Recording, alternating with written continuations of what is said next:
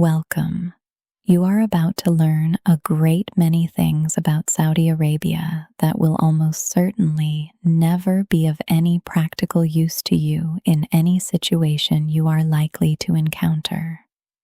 These are not the dramatic facts. This is not the story of oil being discovered in the desert and changing the global economy overnight, or of ancient trade routes carrying frankincense across 1,000 miles of empty sand, or of the founding of a kingdom through force of will and military campaign across a vast and difficult landscape. Those stories exist, and they are available in many places where people are trying to hold your attention. That is not what we are here for tonight. Tonight we are here for the other kind of history,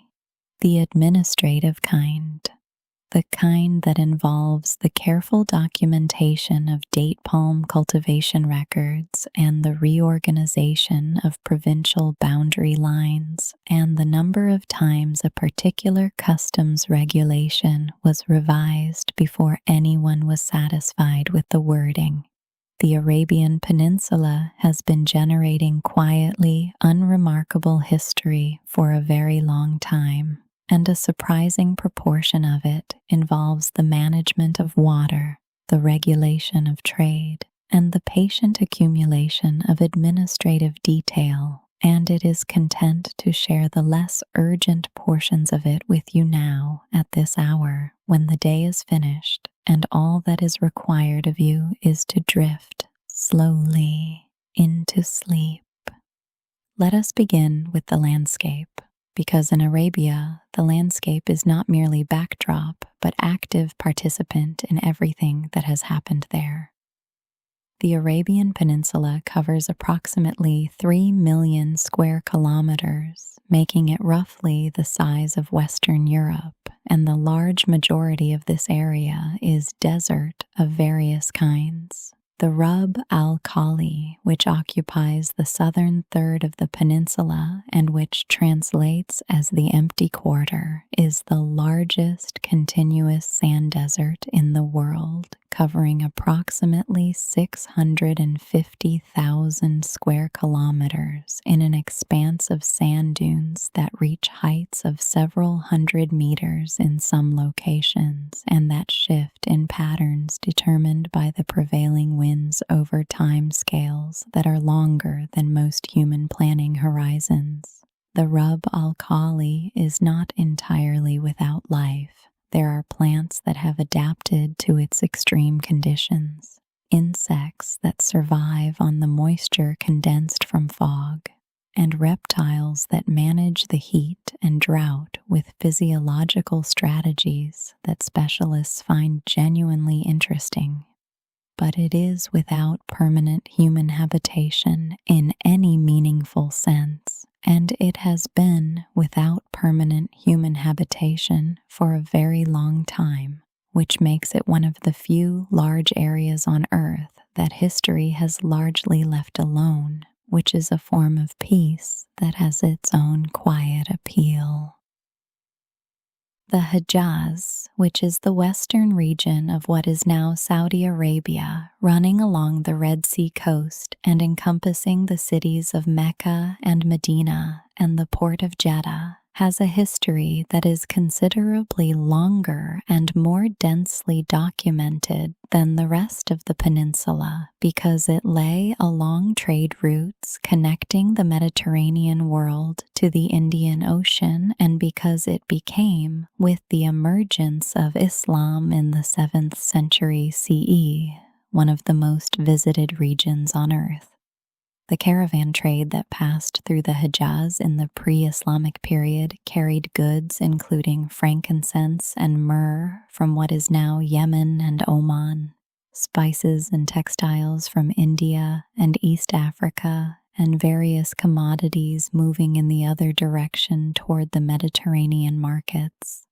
The caravans required water, which meant that the locations of wells along the routes were of critical commercial and strategic importance. and the control of wells was accordingly a source of both income and political influence. The tribes of the region derived part of their income from providing protection and guidance to caravans passing through their territory, and part from the wells and oases they controlled, and part from raiding caravans belonging to rivals, which kept the commercial and the martial inextricably entangled in a way that characterized the pre-Islamic Arabian economy. The city of Mecca, which sits in a narrow valley in the Hejaz Mountains and which was an important commercial and religious center before the birth of the Prophet Muhammad in approximately 570 CE, was the home of the Kaaba, a cubic structure that was already an object of religious veneration and pilgrimage before Islam assigned it its current central significance. The pre-Islamic Kaaba was surrounded by statues and idols representing the deities of various Arab tribes, and the management of the sanctuary and the income derived from pilgrimage and trade associated with it was the responsibility of the Quraysh tribe to which Muhammad belonged. The Quraysh had acquired custodianship of the sanctuary in the 5th century CE, and they managed the logistics of the annual gathering season with the organizational attention that a commercially valuable institution requires. The provision of water to pilgrims, called sikaya, and the provision of food and accommodation, called rifada, were responsibilities assigned to specific clans within the Quraysh, and these responsibilities were sufficiently valued that they were maintained and formalized after the Islamic period began, evolving into the elaborate hospitality and crowd management systems that govern the Hajj today. The Hajj, which is the annual pilgrimage to Mecca that is one of the 5 pillars of Islam, and which every Muslim who is physically and financially able is required to undertake at least once in a lifetime, is logistically one of the most demanding recurring events on earth, and its management has occupied the attention of every ruler of the Hejaz throughout the Islamic period. In the early Islamic centuries, pilgrims came primarily by caravan from the surrounding regions, traveling in organized groups that assembled at gathering points and made the journey across the desert together for safety, guided by experienced route keepers who knew the locations of water sources.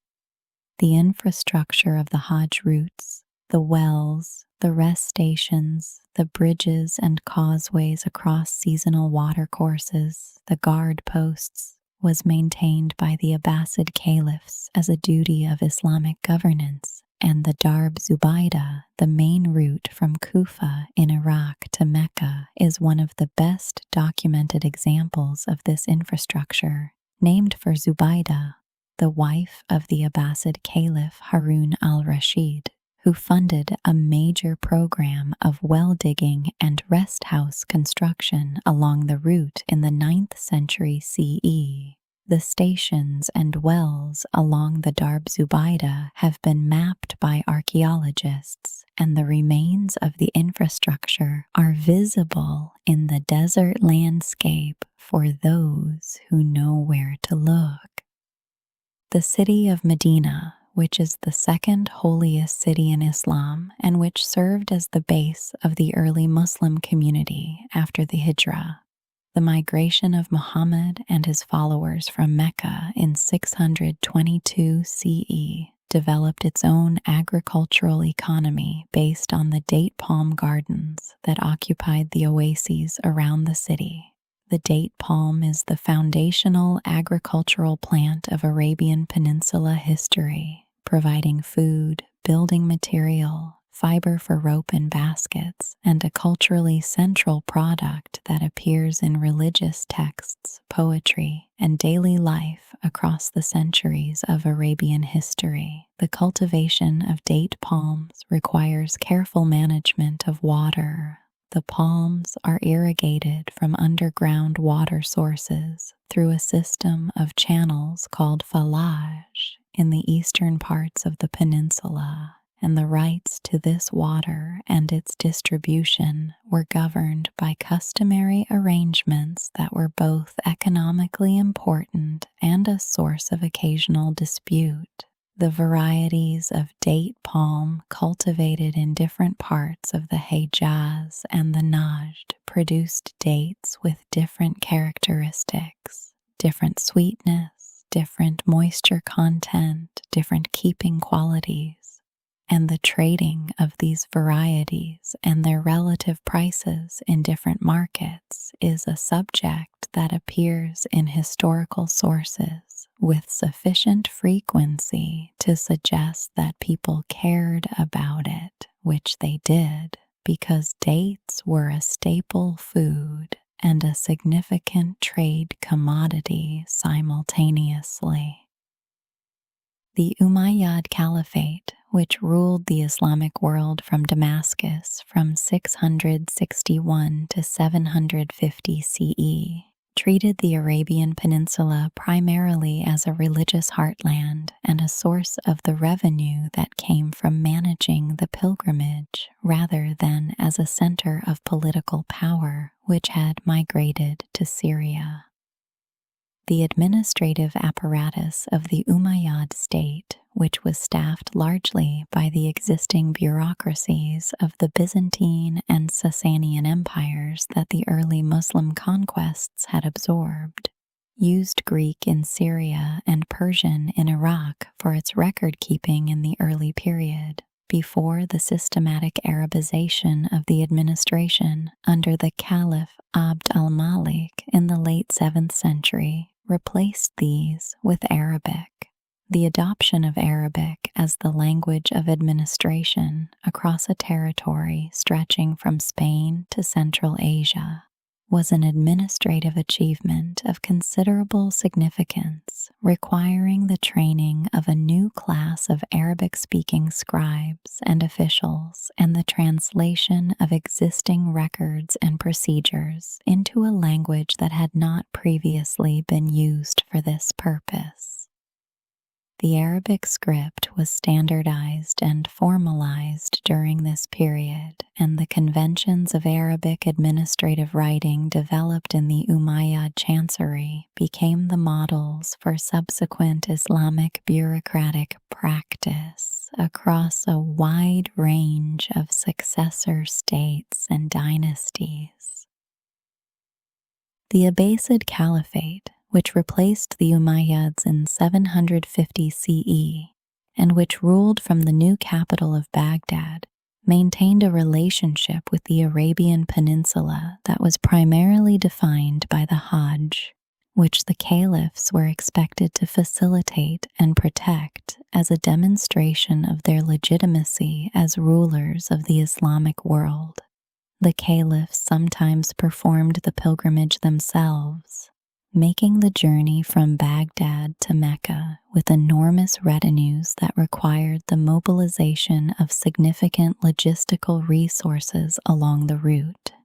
The accounts of these caliphal pilgrimages in the historical sources describe the scale of the preparations, the number of camels, the quantities of food and water, the distribution of charity along the route, the repairs made to infrastructure in advance of the arrival, in the kind of detail that gives a sense of how a pre-modern state demonstrated its organizational capacity and its religious commitment simultaneously through a single, large public undertaking. The Abbasid period saw the development of Islamic jurisprudence into a systematic legal framework, and the four major Sunni schools of law, the Hanafi, Maliki, Shafi'i, and Hanbali schools, were all founded in this period, with the Hanbali school founded by Ahmad ibn Hanbal in the 9th century, becoming the school that would later provide the theological foundation for the Wahhabi movement that shaped the modern Saudi state. The Karmatians, a radical Ismaili Shia movement that established a state in the eastern Arabian Peninsula in the 9th and 10th centuries CE, are a somewhat unusual chapter in the history of the region, and one that illustrates how the Arabian Peninsula has periodically hosted movements that were considered deeply threatening by the established religious and political order. The Karmatians established their base at Hajar in what is now the eastern province of Saudi Arabia and conducted raids across a wide area, attacking Hajj caravans, disrupting trade, and challenging Abbasid authority. In 930 CE, they attacked Mecca itself during the Hajj season, killing pilgrims and removing the black stone from the Kaaba, which they carried back to their territory in the east, where it remained for approximately 22 years before being returned under circumstances that involved considerable negotiation and, according to some accounts, a ransom. The removal of the black stone was considered an act of extraordinary sacrilege by the Sunni Muslim world, and the Karmatian state was eventually suppressed. But the episode left an impression in Islamic historical memory that was out of proportion to the eventual political significance of the movement, because it demonstrated that even the holiest sites of Islam were not immune to the disruptions of political conflict. The Najd, which is the large central plateau of the Arabian Peninsula and which is the heartland of the area that became the Saudi state, spent much of the medieval Islamic period as a relatively peripheral region in terms of the great political and intellectual movements of the Islamic world. It was inhabited by pastoral nomadic tribes and by settled communities in oases, organized according to tribal customary law and occasional local governance, and connected to the broader world primarily through trade and the movement of pilgrims and goods along the routes crossing the peninsula. The towns of the Najd, Riyadh, which was then a cluster of smaller settlements, Diriyah, Unayza, Buraydah, and others, were small agricultural communities dependent on date palm cultivation and limited grain farming, surrounded by the tribal territories that provided pasture for camels and sheep, and that were crossed by the trade routes linking the peninsula's different regions. The history of the Najd in this period is documented unevenly because it generated less written record than the Hejaz or the more politically central regions of the Islamic world, and much of what is known comes from geographical texts, travel accounts, and the oral traditions preserved in tribal poetry, which was the primary literary form of Arabian culture and which encoded historical, memory, genealogy, and social norms in a form that was both aesthetically valued and practically functional.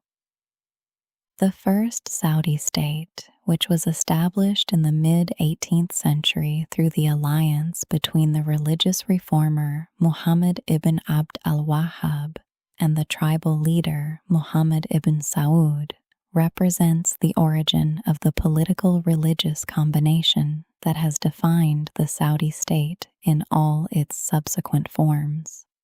Muhammad ibn Abd al-Wahhab, who was born in 1703 in the Najd town of Uyayna and who studied Islamic jurisprudence in Medina and Basra before returning to his home region, developed a reformist interpretation of Islam that emphasized the strict monotheism of the Hanbali tradition and rejected what he considered innovations and corruptions that had accumulated in Islamic practice over the centuries, including the veneration of saints, the visiting of graves, and various folk religious practices that were common in Arabia and elsewhere in the Islamic world. His preaching attracted both followers and opponents, and he was eventually expelled from Uyayna and found refuge in the small town of Diriyah, where Muhammad ibn Saud was the local ruler. The agreement they reached in 1744,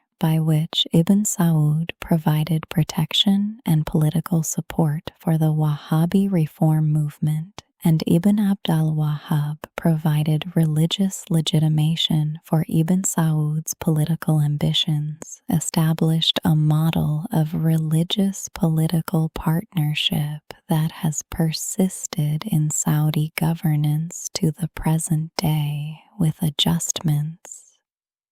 The expansion of the first Saudi state from its base in Diriyah across the Najd and eventually into the Hejaz and other parts of the peninsula was a military and political process that proceeded with varying speed and involved the incorporation of tribes and settlements through a combination of conquest, alliance, and the persuasion of Wahhabi religious emissaries who preceded and accompanied the military campaigns. The administrative arrangements of the first Saudi state were relatively simple compared to what came later. Governance was largely personal and tribal, with the Al-Saud family and their allies managing the territories through a network of relationships and obligations, rather than a formal bureaucratic structure. Taxes were collected on agricultural produce and on trade,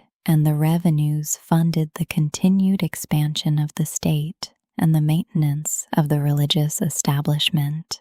The first Saudi state, at its height, controlled much of the Arabian Peninsula, and its destruction by an Ottoman-Egyptian military expedition sent from Egypt under the command of Ibrahim Pasha in 1818 resulted in the capture of Diriyah, the execution of the Saudi ruler Abdullah ibn Saud in Istanbul, and the demolition of Diriyah's buildings, which left the historic capital a ruin that is now being reconstructed as a cultural heritage site with considerable investment.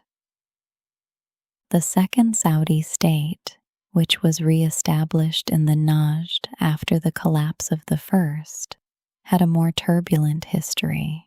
marked by internal conflict within the Al-Saud family and by competition with the Al-Rashid dynasty of Hale, which eventually forced the Al-Saud into exile in Kuwait in the 1890s. The period of exile in Kuwait, where the future founder of the modern Saudi state, Abdulaziz ibn Abd al-Rahman al-Saud, known in the West as Ibn Saud, grew up, shaped his political education and his understanding of both the possibilities and the vulnerabilities of Arabian tribal politics. Ibn Saud's reconquest of the Najd, which began with the capture of Riyadh in 1902 with a small force in a raid that has become one of the founding myths of the modern Saudi state, and which proceeded over the following 3 decades to encompass the entire peninsula, involved a combination of military campaign, diplomatic negotiation, marriage alliance, and the incorporation of former enemies into the expanding state structure that demonstrated considerable political flexibility alongside the military capacity. The Ikhwan, who were the religious warrior communities that Ibn Saud settled in agricultural colonies called Hegra across the Najd beginning around 1912, were an important instrument of the expansion of the Saudi state and a source of considerable difficulty once the expansion was essentially complete. The Ikhwan were tribal fighters who had adopted the Wahhabi interpretation of Islam with a rigor that sometimes exceeded what the political leadership found convenient, and who carried out the military campaigns of the Saudi state with an effectiveness that was at times accompanied by levels of violence against civilian populations that created political complications. When Ibn Saud concluded that the further expansion of his state into areas under British protection, including Transjordan, Iraq, and Kuwait, was politically inadvisable, the Ikhwan, who saw any accommodation with non-Muslim powers as apostasy, refused to accept his authority on this question and rebelled. The defeat of the Ikhwan rebellion at the Battle of Sybilla in 1929 settled the question of whether the religious establishment or the political leadership had the final word on the limits of expansion, at least for the time being, and the incorporation of the former Ikhwan fighters into a regular military force. The White Army, which became the National Guard, was one of the early administrative decisions of the consolidating Saudi state. The Kingdom of Saudi Arabia was formally proclaimed in 1932 when Ibn Saud unified the territories he had conquered under a single name and a single administrative framework. The administrative structure of the new kingdom was built largely from scratch because there was no pre-existing bureaucratic machinery adequate to govern a state of its size, and the various parts of the kingdom had been governed under different arrangements before their incorporation. The Hejaz, which had been the most administratively developed part of the kingdom, because of its long history as a center of pilgrimage and trade, and because it had been governed for several decades before the Saudi conquest by the Hashemite Sharifs of Mecca, who had developed some governmental infrastructure, provided the most experienced administrative personnel. The Najd, which was the Saudi heartland, had a simpler administrative tradition, more reliant on personal authority and tribal custom. The challenge of building a functioning state administration from these materials, while simultaneously managing the beginnings of the oil exploration process that would transform the kingdom's economic situation, occupied the energies of the new government through the 1930s and 1940s and involved the engagement of foreign advisors, particularly from Britain and the United States, whose experience with modern state administration was drawn upon in various ways. The discovery of oil in commercial quantities in the Eastern Province in 1938 at a location called Dammam Well Number 7 after 6 previous wells in the same field had produced disappointing results, changed the fiscal situation of the Saudi state in ways that took some time to become fully apparent. The oil concession had been granted to the Standard Oil Company of California, later to become Aramco, the Arabian American Oil Company, through an agreement signed in 1933, and the exploration process that followed took 5 years of geological survey, well drilling, and disappointment before the commercial find was confirmed. The early revenues from oil production were modest by the standards of what came later, and the Saudi government of the 1940s was still in a financially constrained situation that required careful management of limited resources. The government's financial administration in this period was informal by the standards of modern states. There was no central bank, no formalized budget process, and the distinction between the personal finances of the king and the revenues of the state was not always clearly maintained. The establishment of the Saudi Arabian Monetary Agency in 1952 was one of the early steps toward a more formalized financial administration, providing a central bank function and beginning the process of organizing the kingdom's finances on a more systematic basis. The physical development of Riyadh from a small mud brick town of perhaps 30,000 people in the 1930s into a city of several million people today is one of the more dramatic examples of rapid urbanization in the 20th century, and the planning and infrastructure decisions that shaped this development are a subject of considerable interest to urban historians and planners. The first master plan for Riyadh was developed in the 1970s when oil revenues had reached the level that made large-scale urban investment possible, and it attempted to impose a rational spatial structure on a city that was already growing rapidly in a somewhat uncoordinated way. The plan established a hierarchy of roads, zones for different land uses, locations for major government buildings and infrastructure, and a framework for the provision of utilities and services. Subsequent master plans revised and extended this framework as the city continued to grow beyond the projections of each preceding plan, which is a common experience of rapidly growing cities and reflects the inherent difficulty of predicting the pace and pattern of urban growth with any precision. The question of water supply for a city of Riyadh's size in the middle of a desert has been solved primarily through the desalination of seawater transported by pipeline from the Gulf Coast, and through the extraction of fossil groundwater from the deep aquifers of the Najd, both of which are resource-intensive solutions whose long-term sustainability is a subject that water management specialists discuss with some seriousness. The Hajj in the modern era is managed by the Saudi government through the Ministry of Hajj and Umrah,